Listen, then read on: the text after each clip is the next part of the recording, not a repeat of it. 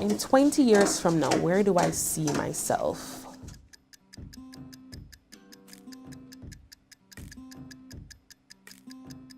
I envision working in a role that fuses teaching. Well, I don't think I'd like to teach full time. Does your parents have any say in where you work and live?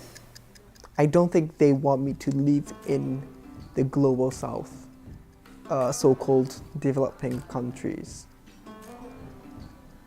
because they believe that those countries are dangerous.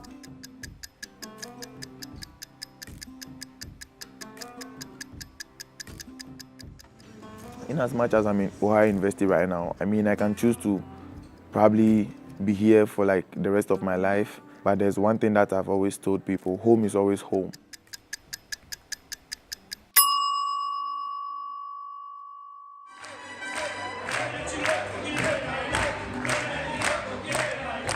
Anybody told me, even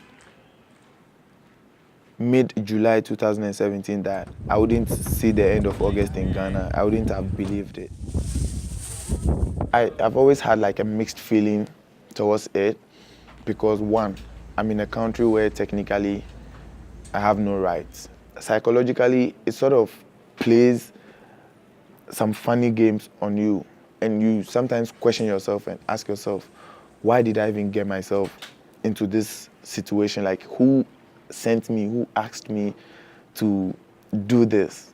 And so for me, just looking at what I can give back to my society is what motivated me to just think on the side of development. My name is Richard Kwashi. I'm a second-year master's student studying communications and development with a focus on health communications, and I'm from Ghana, West Africa. I also want to teach. I see myself teaching, but where I see myself teaching or where I get to be, whether here or home, is something that I cannot really say right now, because no matter how much money I make here, no matter the opportunities I get here, this society will not treat me the way that home would treat me, like it is not entirely up to me to say, all right, I'm done with school, I want to stay here. There's a lot of policies that sort of inhibit that.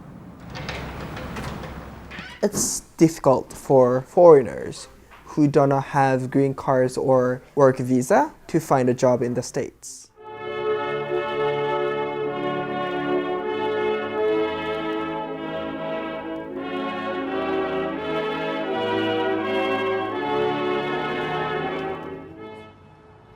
Yeah, we have OPT, but it's just 1 year, and it does not make sure that you can get a job after the year.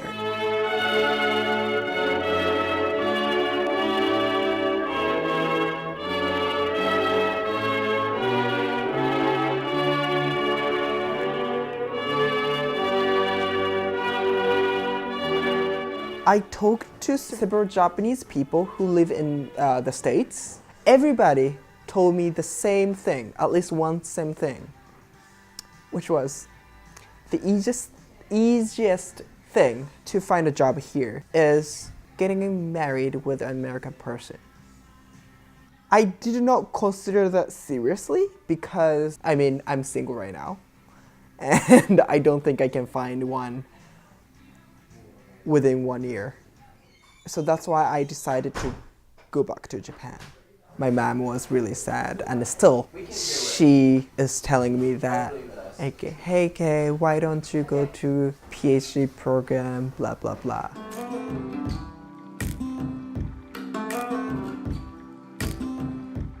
Frankly, I see the world as my oyster, and I think what I'm studying, higher education and student affairs, is preparing me for a global marketplace. I would love to be doing programming, developing opportunities for students, student welfare, student development. I want to see students grow and provide students with opportunities so that they can get skills that will make them marketable. They can learn about global competency and how to survive and excel wherever this world will take them. We all need to start conscientizing ourselves, like drumming it home that, look, we are just passengers on this train called America, at a point we need to figure out when we are getting off and then deciding to go back home. So while I do intend to give back and to make a contribution to my country, because Jamaica is home and that's where I received my foundation, and as an educator, I do think there are contributions that you can make regardless of whether you are physically there. So I do see my impact as being global. I work at the Global Leadership Center, so I intend to use that knowledge and use all of the experiential models, the new models of education, to transfer that to whatever context in which I'm placed.